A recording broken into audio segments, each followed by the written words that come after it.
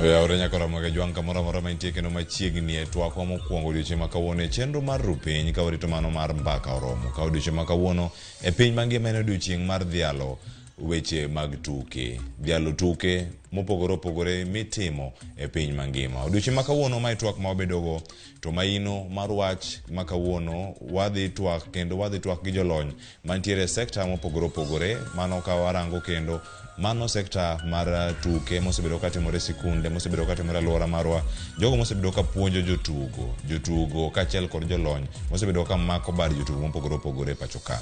Nyakwara Muge Jwang wantiere kae gi welo man gi lony mar ariera kendo nyaka sani wanyalo mana wacho ni gintiere e pinywa mar Kenya kendo wan gi thuolo mar bedo kodgi e studio mar Ramogi TV kaka jolony. To kuma gin e jalony ka Nyakwara Muge Jwang gima nyaka wang'e ni gin ogandawa ma e piny mar Luo. To nyaka sani nyaka wang'e ni joluo bende gin jok manigi lony e weche mag tugo. Gidamiyo watwak okinyi ma kono kochako sani nyaka saa 2 kanyo mar okinyi kama watieko twak okinyi ma sani. To gima nyaka ing'e ni nyalo tudi kodwa sani SMS line marwa en 3 bende yudo kacha achiel kachiel e Facebook ma wantiere live ma bende nyalo konwa kanyo pachi kendo wach mar tugo osekonyi e yo machalo nade. Odiochieng' ma kawuono wan gi tuke mopogore opogore. Mwadarango odiochieng' ma kawuono en mana kaka gik mathoth osebedo ka timore. Nyakwara Muge Jwang yana koro mondo mi akoni welo ma wantiere go studio ma kawuono ka giulore achiel bang' nyawadgi machiegni e chenro ni mar rupiny. Anga chak mana kod tung kanyo machiegni uduto mondi e chenro mar rupiny. Ai ka mana thuolo mana mondo mi hulri ma odiochieng' mokwongo ma chopo Ramogi TV ka mana thuolo mana mondo mi ikon gi Nyakwara Muge Jwang ni to in ng'a to dala ni kanye ang'eni sani gineni. Erokamano Cleopas jokanyanam joka podho chieng' Nyakwara Muge Jwang nyinga en Arguings Kodhek an jagem kendo ane wang' liech mar Ramogi kae mondo watwag kanyakla. Erokamano ahinya Arguings Kodhek kuom yudo thuolo mar riwore kod okinyi ma kawuono machiegni. Anto an Fred Awuor wuoda Lego manodhi Ugenya Ugunja to be wan agoero kamano kuom rwaka ka tamoso te jo Ramogi. Mana kamano Fred Awuor in gi lony mar adier weche mag tuke gisemako bede jok mopogore opogore ang'e kono odiochieng' ma kawuono ni tuke osechopi okenge machalo nade pinywa mar Kenya kaachiel kod Arguings Kodhek in bende isebedo ka ipuonjo ji mopogore opogore. Engono ni ngima dhano onego bed ni tugo mage tuke moko onego bed ni tugo koso tuke te onego bed ni tugo machiegni oru duto machiegni. Erokamano nyinga David Obiero ajagi miala to asebede e weche tugo mang'eny so amor bedo kaka wuono mondo ane kaka nyalo mbaka manyalo keto wach mar tuke gi kawuono. Erokamano ahinya David. Nyakwara Muge Jwang David Obiero en jatugo kendo en kanyo champion jaloch machon e weche mag ting'o chuma. Ing'e ting'o chuma nyane kanyo ka upong pod an gik mathoth monego atim ang'o kona kawuono satini kaduogo ka juma manyien ang'o kona ni onyalo roma koso ok odhi roma. En mana kamano nitie ka mondo kona ni tuke gi en ang'o miyo ji donjo mondo oyud rieko kata mondo gibed tegno e pachgi koso itimogi e yo machalo nade. Chak mana orno ote sani kichako ni rupiny tikonwa mana ni odiochieng' ma kawuono mwadhialo odiochieng' tuke dier ni ang'o monego bed ni wadhialo odiochieng'ni ma wadhialo chieng' mar tuke. Wachako mana sani kendo mana kaka ne wasechako odiochieng'ni mar tuke mwadhialo odiochieng' tuke en ang'o momiyo idhiale. Nyakwara Muge Jwang nyalo wacho ni tuke ji tugo pile en ang'o momiyo odiochieng' ma kawuono imiyo pek machalo koda mae. Arguings erokamano ahinya Cleopas ing'e kaka odiochieng' ma kawuono gimoro amora wacho ga ni nyaka ubed gi chieng' kata wan gi chieng' nyuol to wan gi chieng' dhi pinjo koliny thi omiyo odiochieng' ma kawuono en thuolo makende kuom jotugo mondo gidhiale nikech wan gi tuke mopogore opogore kendo jok matime ji mopogore opogore to gima dhano wigi wilga gi kuma ne gi aye koro miyo no kawo thuolo odiochieng' ma kawuono mi mondo wakawe kaka celebration day monyalo paro kata jotugewa mane dongo kata kaka inene oganda Luo jogo matimo maber e tuke aye ogandawa to mano bombe kawo thuolo makende mi mondo wakaw thuolo ne kwa pako gi kendo kwa luongo nyinge gi seche te. Mana kamano bende Fred. Fred agoero kamano ahinya kawuono being the International Day mar Sports to an osebet sports mar youth for long secondary schools kata jandiko mar Kenya sports for secondary schools to be mane wachako East Africa secondary school sports makorina no ga tugo koro omiyo nyithindo mang'eny ochung' modhi malo kata ka wacho ji kata olunga gini oliech gini mago no kadhe lwetwa through the sports mar secondary schools to wadwaro ni nyithindo te nyalo embrace sports e school to ai kada ka wabiro malo e federations to kendo gikawo nyithindo gi sports nyalo bet gima duong' ahinya e piny ka e pinywa ni ang'eni pok wachopo level mamalo to wanyalo chake sani makoro wa commemorate International Sports Day ni onego wakawe motegno kata jo sports education jo piny te jotelo makata koro dwaro telo ne piny nyaka ging'e ni sports ni ema konyo piny sports ni ema mamiyo nyithindo will be out of mischief okay gimoko ni kata issues make drugs gango right jaga gini kam thindo imiyo nafasi ma nyalo tugo go in the various places then waneno kam thindo nyalo bet maber to tugo ni is also good for health ingeni jite kada kai nyathi matin kada kai nja secondary kada kai itekno kada kai mze magote sports emakelo dend bet maber kamano kendo wantiere gi David in kaka jatugo odiochieng' ma kawuono mi mor machalo nade dier Dhialo yo machalo nade kendo wach man minyalo bedo nyikwara moge jwang' maneno okinyi ma kawuono erokamanada mondo amed kendo moka wachoga ber ka ji ong'eyo ing'eni kwang'io wach tuke ka kwang'io ni koro an ng'ama asetelo national team mar pinywani ka wadhi tuke oko kucha momiyo aseneno ka tugo nyalo bedo tich ma ng'ato timo ma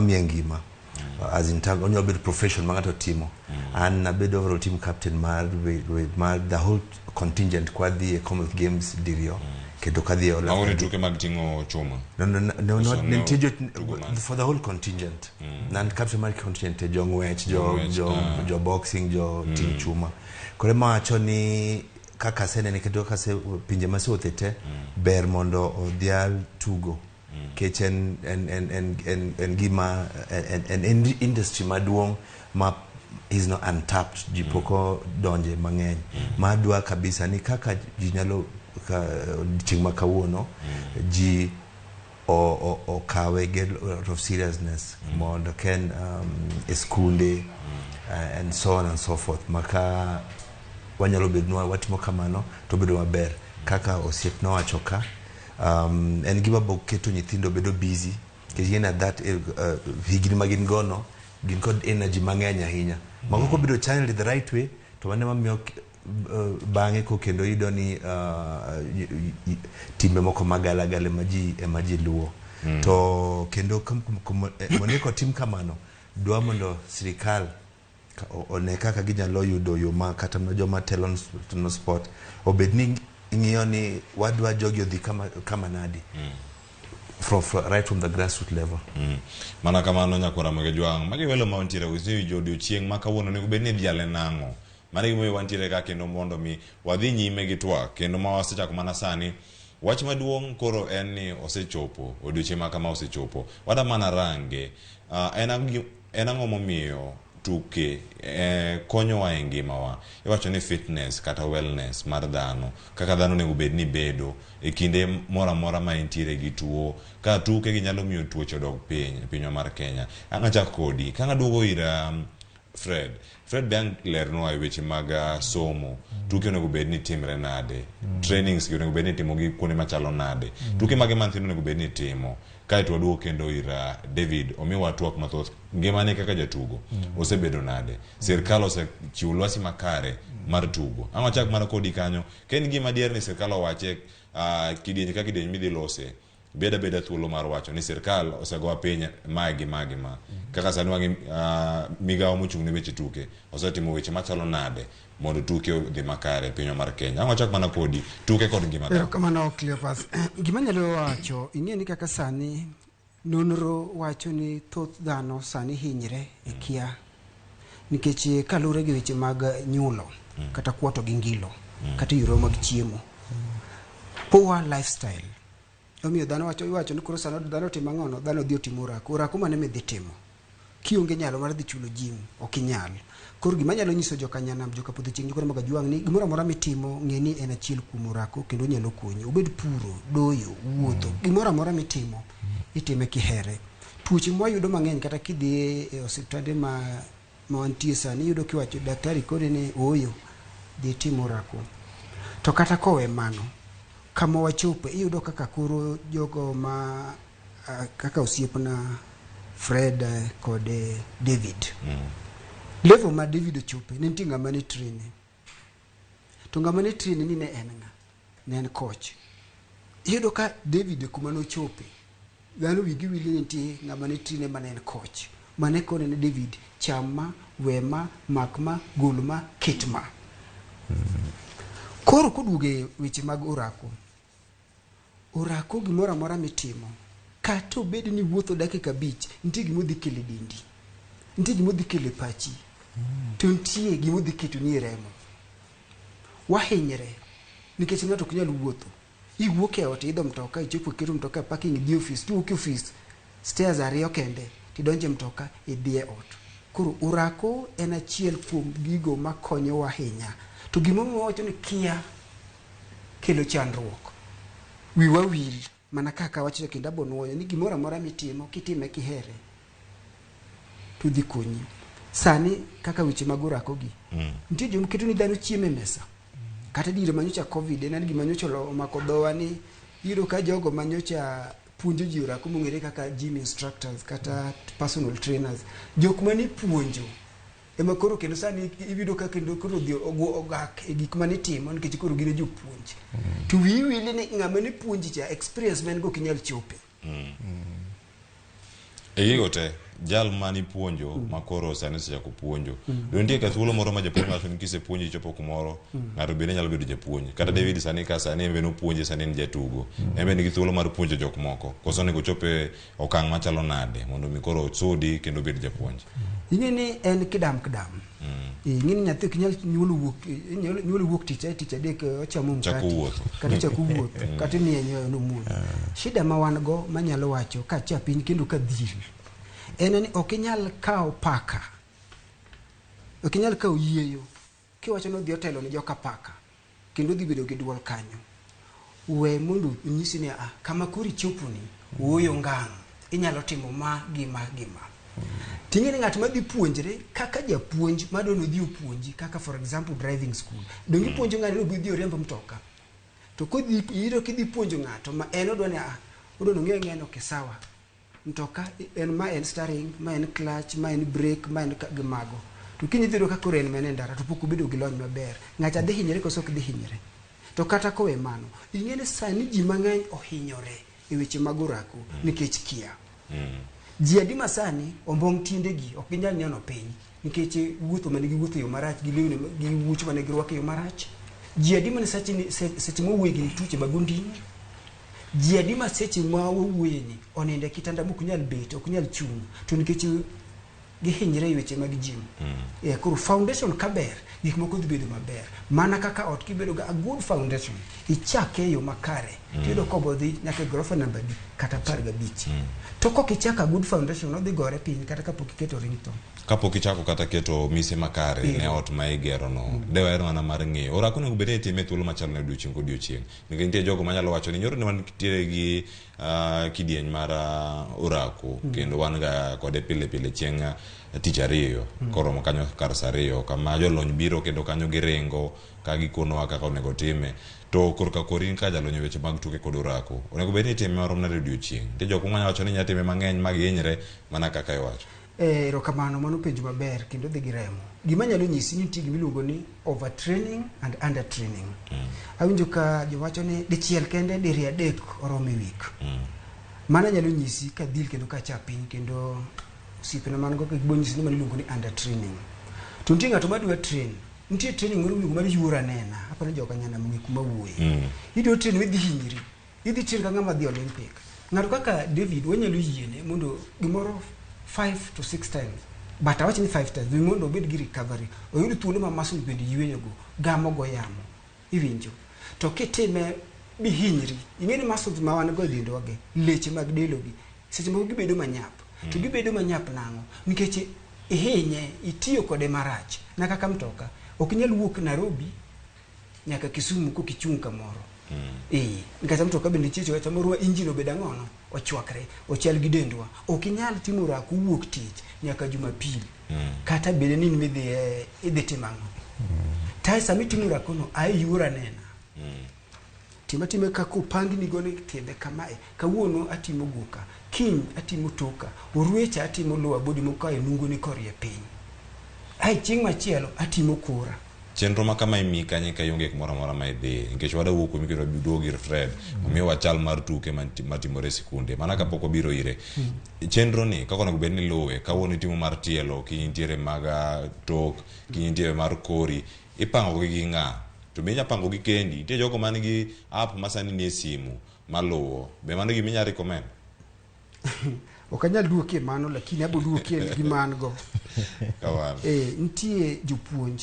kata ni school nitie jopuonj mami nyithindo homework nyathi bende nyalo mere homework to japuonj onge gimo miye homework to ng'eni kawuono dhi tim magi nikech ang'e gima gino dhi kelo gimoro amora mantie gi ber nitie gi chandruok to gimoro amora mane gi chandruok be chieng' moro nyaka yudo ka nitie ber moro iye nitie gimiluongo ni mpangilio program plan mang'eni wuok tich ma gima dhi timo orako maber onego bed 45 minutes awach ni 1 hour that 1 hour kinyal kona ni kaka ichako se na tiri rititi oyo ngang nyaka bed gi nitie cool down in between nyaka seche mocho bi wuok kanye dhi modhi pi seche moko be kanye kiwuok kanye dhi fuongri ineno koro kinyal nyisa ni 1 hour cha ine jimi magi gik mitimo to nitie joma bende lungs magi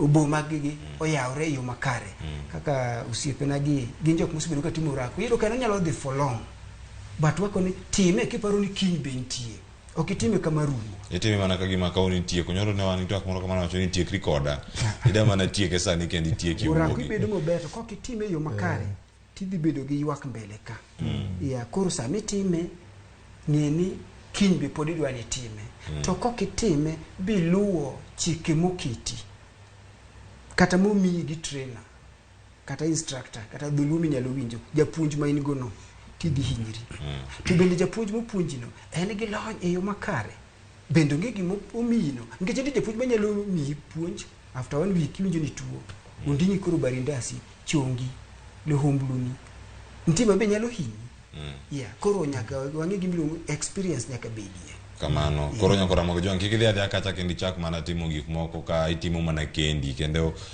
manja lony manyalo konyi weche ma kamago wago okang' machielo kiro donje weche mag tuke matimore sikunde ma thurka osebedo gi midhiero midhusi mar corona ne donje pacho kae kendo weche mag tuke ne ochungi jumbe 3 mokalo jatend migao mar weche mag thieth e pacho ka Mutahi Kagwe nokete lela kendo nolando ni kata tuke mag skunde dhi duogo mano ne ukawe nade kaka jogo mosebedo e sector ng'eni jok moko mosebedo ko kanyo oting'o nyaka japuonj na machon mano mar Kisumu Day mano Mr. Mola mano bedo kata riwruok mag sikunde e yore mag tuke skunde ma Nyanza oseng'e gi weche mag tugo kendo fungruok machalo koda mae nokawe machalo nade kendo upango gik machalo nade nyime ka tuke gi warango gi makare Agwero kamano ing'eni igni ariyo koro pokwa tugo competition mek skunde to koro ka ja minister CS mar health nowacho ni koro tugo duogo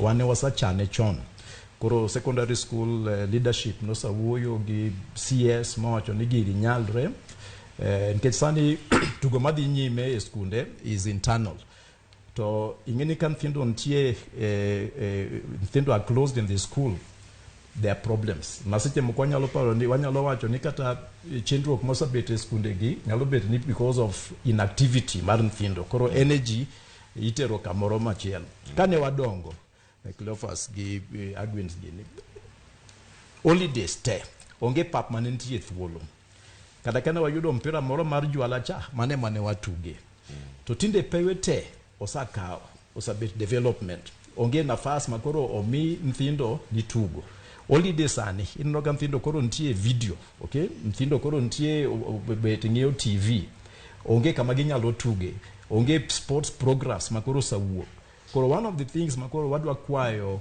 ministry mar sports the education nyaka giti together ingeni sports ni mawacho ni in other countries developed countries sports is taken very seriously to wanjo Kenya kata ka ngato the even international competition ko biro to kuya bire airport to dok timo training mare nobody is bothering to acknowledge this person to sifa to miyo mar pi emomiyo sani one of the challenges mawango many of our athletes bende koro walk to the pinje machielo as citizens koro giringo ne then that is why you can see ni kata kidhi Olympic neno Kibet kata oduor moro en ja Tanzania moro cha dhi ja Qatar and so forth koro maginya ka wangi e school ka waduoge school ka program mabiro mar CBC haparo ni CBC be dhi konyo sports ahinya nikech nitie mar sports talent gimane timre ntie physical education monego bede timetable mix kunde to most of the time mago sabet koro maji some ipunjo nthindo maybe remedial and so forth koro onge nyathi madhi sports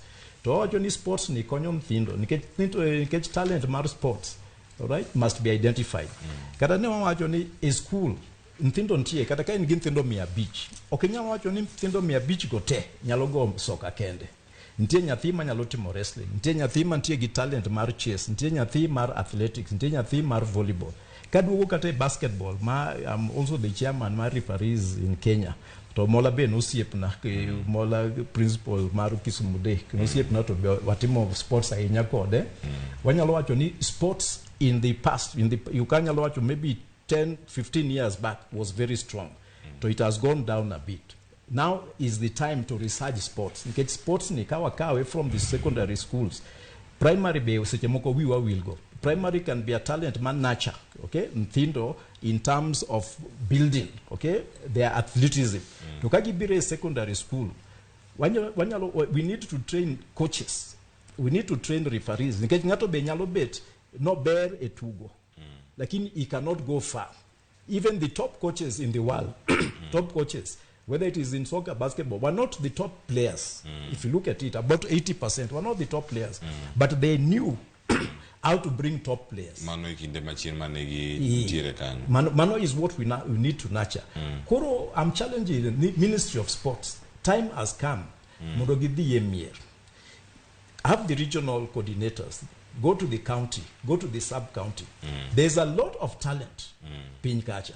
Kata ne wacho ni seche moko ineno ngama rabora kata ne wawuoyo gi obiero ka rabora to go draft to raboro nego go basketball kata onego go volleyball ineno ni ngama chiek mkoro monego bed kata weight lifter do go basketball ineno that sometimes is displaced so talent identification is very important osachopo that stage mondo wa identify people and I believe ni Kenya ka we can do very well. Nicha winjo kata Omanyala manyichi wachu a sports ka kata no chake. No chake because he did not. He played rugby, he played football, he played handball, gigoteo tugo. Then one time ngato wacho ne omera in gi ngwech bitug rugby. To chodo rugby in kosa mi mpira ngwech in the touchline. Koro kanye modhe. And then later on somebody says no, you have the physique to do athletics. Ene mano wacho ka no ko ubuoye. To wacho no the athletics. Now somebody came and nurtured him. Now he is the top athlete in Africa. And there are very many other girls and boys. Mapokoyud. But they have the talent. But we must give them that opportunity. Come on. You know, as sports people. And therefore schools is a very good talent identification place. And therefore Ministry of Sports nyaka be very close to the Ministry of Education. In fact, in most countries, sports education is usually one ministry. So that they can be able to identify this talent at a very early age. Tokoro kwayo marwani, at least now that the sports is open, I believe Nikoro wanyalocha konacha the talent, and talent will come out in various games. Kataka volleyball, handball, rugby, athletics, chess, netball. Magote are games that we should nurture. All right? Manaka mano kama du kuomikendo. Angi kono matut ni tuke mag adhula mosebedo katimo maber e gwenge mag Nyanza. Tuke moko ni kure, thuolo margi ni kanye. Kwang'iyo sikunde mag nyiri, wan mana gi skul nyiri ma Sinyolo. Mosebedo katimo maber e tuke mag hockey, machopo nyaka Eastern Central Africa. Tuke machalo koda mago. Tuke mag basketball, wan Maseno skul man kanyo. Yala samoro donjo mana dire kama tin. Sikunde moko ni kure, to thuolo mag tuke moko ni kanye. Mana waduogo mana kuomi, kemake mana kanyo kaduogo kuomi, mana ema wachake. David kaka jatugo, isebedo gi mor machalo nade kineno jok matindo ka dongo e kinde ahinya odiochieng' ma kawuono ka irango nitie kata tuke mag chess madhi timore piny Afrika mangima madhi timore kendo nyithindo matindo mantie bwo higa 15 madhi chopo kucho. Nitiere mago madwa donjo e tugo abila mari mane nitiere mar ting'o chuma, nitie jogo madwa donjo e hockey, madwa donjo e mano mar adhula. Jogi te kirango gin gi lek mag chopo kama ni chope kata kama sani ichomo kapod intiere, Nyasaye pod miyo wangima. Diher mar kono gigi machalo nade, lwasi mane un go kinde cha uparo ne piny owacho pod oseketo lwasi machalo koda mano sani ni jotugo? Gima nyalo wacho gini kida matek, kama chandruok bire yudo ni onge ng'ama dhi nurture that talent from the word go, from piny kucha. Mane gima is ema miyo kamor samoro. Dware mondo sirikal orang yo kaka Ministry of Sports kaka ginyalo rango talent ni right from scratch. Asibedo kaparo nikech ni kata ji kaka wan mochopo kama wachope ni en wachopo nikech ni wakasa kasama tek, lakini ng'ama noketo structures moko in place ni mondo kony wachopo kama wachope ne tek matin. Nikech emomiko gima daher wacho kuom joma dwa matindogo gikasre, lakini ng'ama nyalo konyo gi maber apon sirikal onego makre kata gi jotend school mondo gichak, nikech ni running youth centers tek. Woko pinje mawoko kuche paro ni iyudo ni nyathi man higni 13 ka mpira to chako go mpira, lakini wan turwa koni ng'ato chako go mpira kochopo higni 15 kochopo secondary school. Kech kitin kapod ng'ama matin abodum tadok ir jonyuol, we nyithindo mondo tug, kikune ni tugo ni gimarach, kikune ni nyaka gisom kende. So korka jonyuol nyalo timo kamano bokonyowa. I talk about kendo back to 10 pin kaka wachocha. Kagi nyalo to structures in place. Mondo wa ne kako nyalo tap talent all over. And gaga idea chel map anyalo golo kawuono. Pondo nga moruka mabedo kanyalo bedo ka injo ka sirikal kro nyalo ka idea no to tiyogo. Gimadua timo dikoro wan kod ke youth centers, running youth centers inexpensive. Dikoro o sirikal o makagi school mondo wa run various sports from basketball and adhula and wrestling and all that, boxing giri. Kwanyol takoran in terms of under 13, under 16, under 18 eskunde. Koroka skunde watch ni skunde tema account ma Nairobi gigo mpira 20 coach mangigi at various levels, 13, under 16, under 20, under 18. Tibonte county coach, 47 county coaches from temabnyo tennis, nyo boxing, nyo football. For one, bokelo employment and joma and coaches, and therefore jimo komabene mani that field. I too are going to nurture the talent. So you look that overall Abobedogi will have a bigger pool. Mwanya lo iere ken jangwech, ken ja volleyball, ken ja tingchuma, gimaonge sani. Mane gimaponi sirikal nyalo timo korgi korka jonyuol mi nyithindo time matugo to kod nyithindo madwa bedo kaka kamano wachopeni to kasa kasama tek ma en teach mabjit momba nyalo dak go. Achiedhe nade machalo nade ma diponi ni ukale kinde kama podi no kasani pod nuore pod gintiere e pap mopogore ka nyalo rango kinde mane kokidonjo industry koro. Ndalo madonjo industry gik moko ne tek molok sani, lakini gima samo chuo chunya pokobedo mayot nke jotend jomatron sports aluor nyaka wach ni acha state to kabi means my words ng'eny gi ok tel sports nikech gihero sports gitelon sports ginyo bagidwa yude sport ono benigi telon sport ka ginyo ni to angoma wadwa improve sports study piny koro mano gima samodo kechido ido kata na jotend sports moke pinka osebedo kae chakre kan nyathi matin mago jotelo mantie gi gime mopogore ibo bero jatend sports na the whole of your life to kidobo ndo Uhuru Kenyatta be life president for life kata ken president wa yiero gi for 5 years nango jatend sport osebedo kae na chakre 1978 nyaka kawuono oti okri joma tirach lakini wen jomoko nono mondeka new ideas bendo bedie koro wayudo ni kanyo ok ngiga maber tiyudo ni mano en gima maduoko sport chien koro wabodhi mbele na dika jotend sport ken jatend nini weightlifting to sebedo kanyo chakre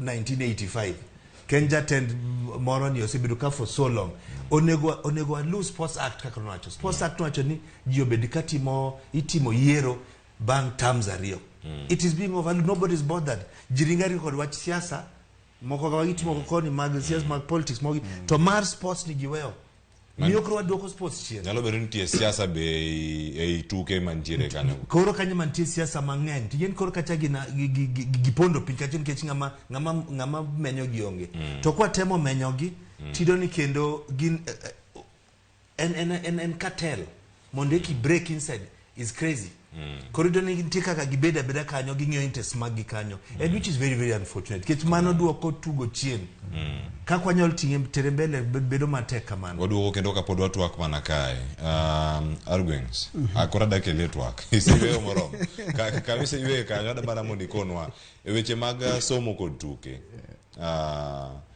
japuonj bende angi konyo e weche gi iwacho ni nyathi odhi skul mondo som anya paro kuom ranyisi nitiere jal mane wantiere go e skul nokone ni in koro nyaka sani wuoge skul team idhi donja class isomo nodonja class kendo nosomo wiye no wil gitugo kamano skul team ne onge koro ng'amilongo ni midfield ng'ama nomako midfield maduong' Kisumu Day kanyo nowuok e kindeno kendo kitemo mana rango somo kod tuke onego jonyuol kod jopuonje kacha ko nyithi skul oket gi ratil machalo nade mondo onene gi tag rengo e lai achiel nikech moro ok ditimo moro be ok onego bedi koso onego pange nade gi kaka jalo mana kaka wacho ni mpangilio plan sami chiwo gokinyi ikuongo katimang'o nitie jogo manya chung malo to lemo nitie jogo manya chung malo to gochong gi piny katimo wacho ni samoro gitimo mana zoezi matin orie leche kate skul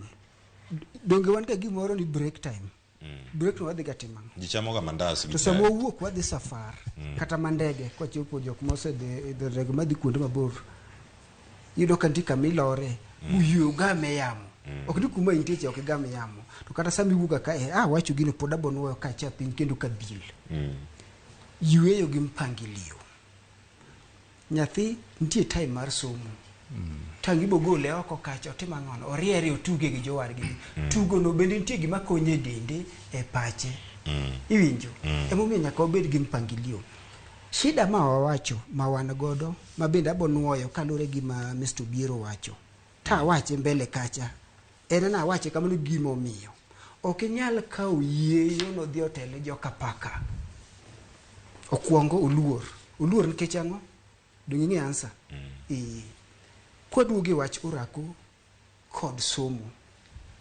gima wacho gani ji kaka wan kani okelo orako kende mwadakgo nitie gik mwatimo bende kiwuok kanyo to dhi timo dongi nyathi somo should be first priority ng'e timang'ono gima somo golo pumbafu ndani ya mtu pole ka watiyo gi dholuo ma kamoro okoyie somo nyaki bed gi foundation kisebedo gi foundation mar somo moko gibobiro bang'e okay giwacho no kentie jomoko ma bende yudo ka bere tuke lakini korka buko ok gibere ok nyal bere gik moko te but kaka janyuol mi nyathi thuolo mar somo mi nyathi thuolo mar tugo ineno kata chieng' moro ka koro idwa dhie gisi kaka sani ok nyal dhi puonjo ji kokiyudo tiegruok kod oboke e yo makare oboke no gidhi kawi idhi e college no kionge oboke mag school nyaki som bi yuda good foundation kore kidhi tiegri to mi nyathi thuolo mi osom kendo tugo no konye del tugo no na chiel kuom orako na kaka wacho orako ko chuno nyaki dhi e gym aneno ka wang'eyo ga ng'wech go pira kende orako gimora mora mitimo kaka wacho ni pur doyo kachiel kod mago gin orako. Mana kamano kami chopo kanyo wadaka mana yweyo madundu. Yweyo maka osani nyako Ramogi Jwang en mana mara yweyo mana kako sekono wakani kata gini bergi yweyo en mana orako kata loso betek wan mana ka wadaka mana yweyo matin wamadh pi matin ka waduogo wadhi nyime gi twak. Japuonja Fred Awuor dhi miyo waler ewi tuke molal e pinywa makaluo kendo tuke gini kure wang'iyo mana tuke mag adhula wadaduogo mondo wang'i tuke mamoko manitiere e pinywa mar Kenya to wanyalo timo nade mondo wamigi pek madwarore. Kete mana kan gi jolony ote uoro kendo ote chalo lo e Facebook kacha warito mana mondo mi wasomgi kendo jolony tieka dhe duoko wa mana kwase kawiyo masani macheno maru piny twak mokwongo e Ramogi TV.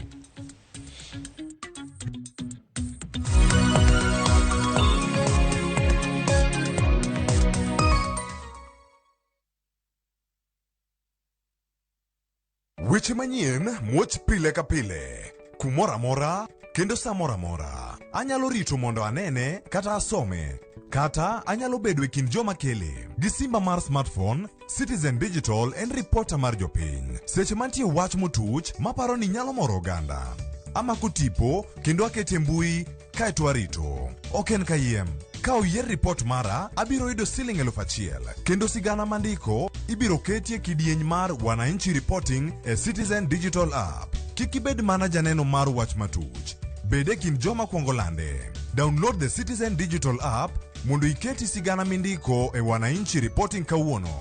Citizen Digital App en namba achiel e keyo weche manyien.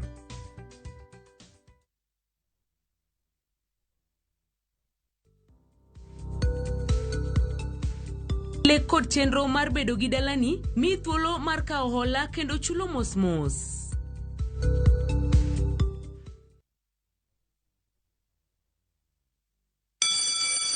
School is out and Easter holidays are fast approaching. Treat your family to amazing and exclusive coastal holidays. Book your Easter travels with View Travel. Swim with the dolphins in Watamu. Enjoy a variety of water sports in Diani. Enjoy marine life in Malindi and much more. To unlock your exclusive holiday deal, just go to www.viewtravel.com, create your View Travel account and book. For more information, reach us at connect@viewtravel.com. View Travel. Dream. Explore. Discover.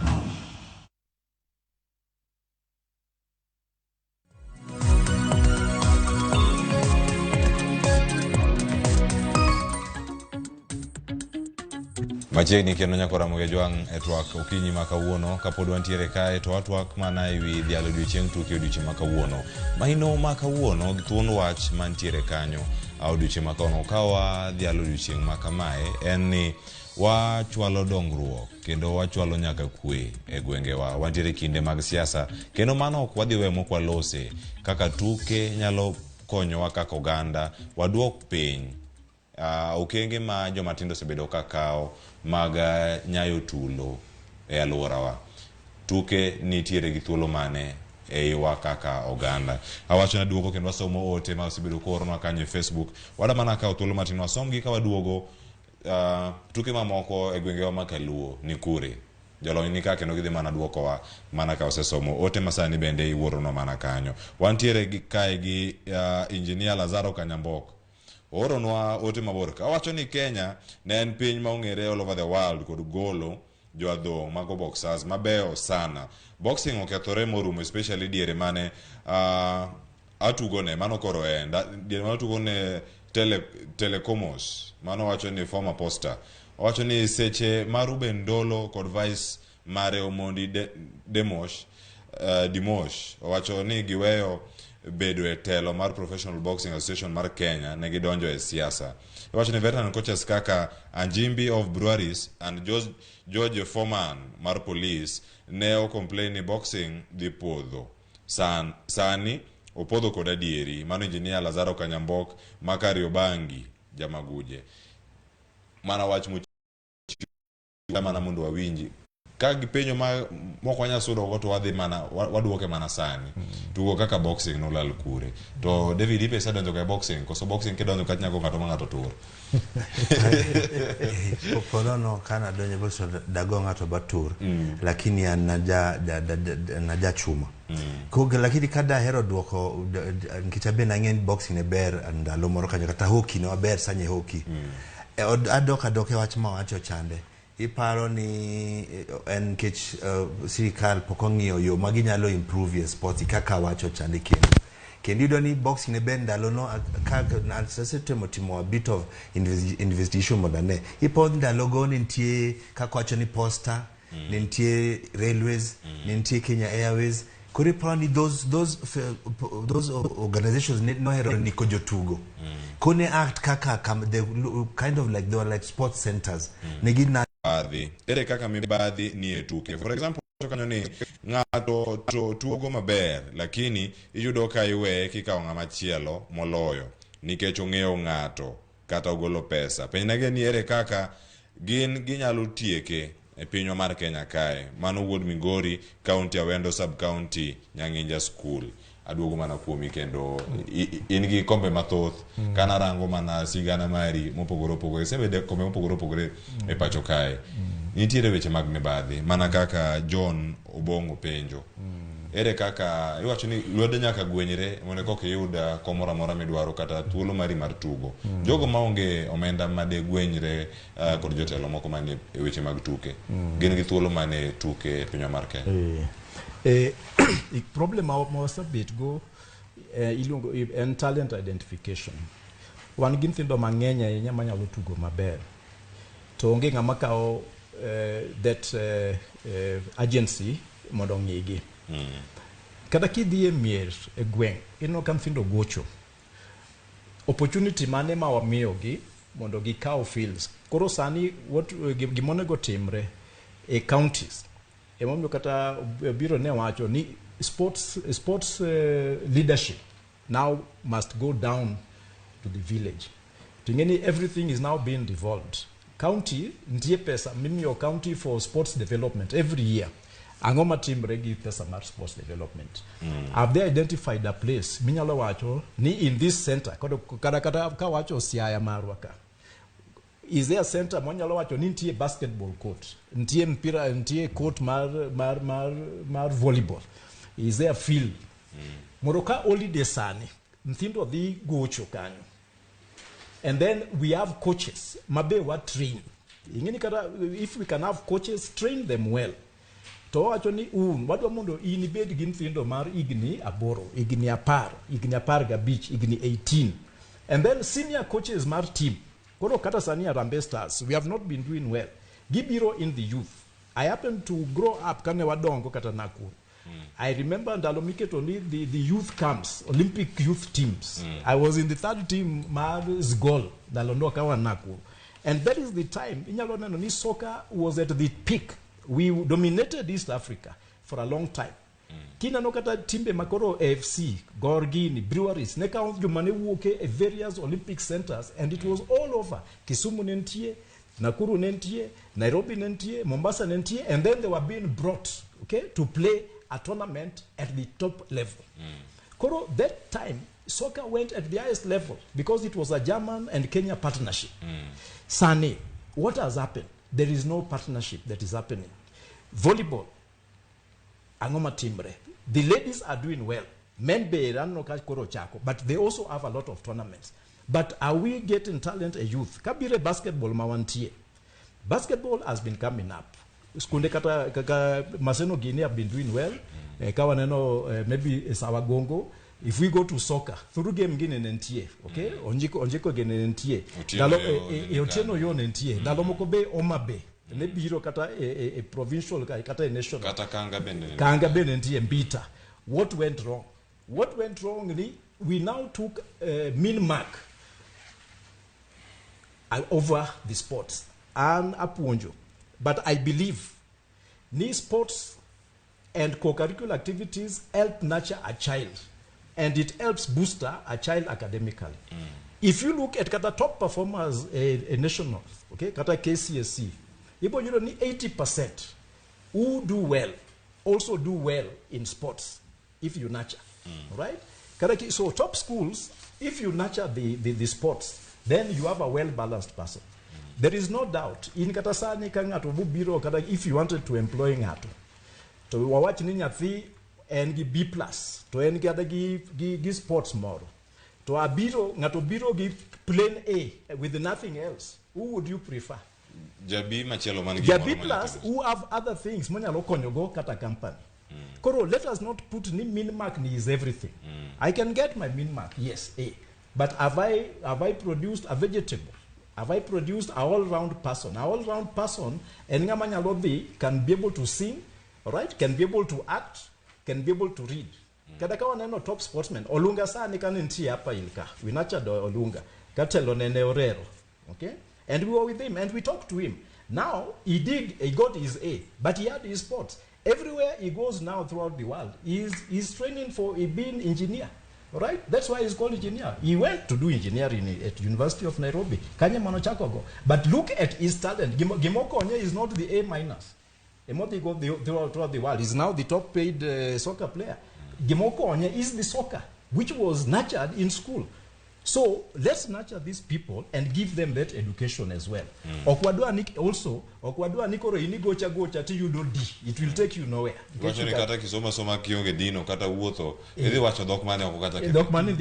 And you have seen very many people give me your interview. Kata go Kiingereza kata Kiswahili more.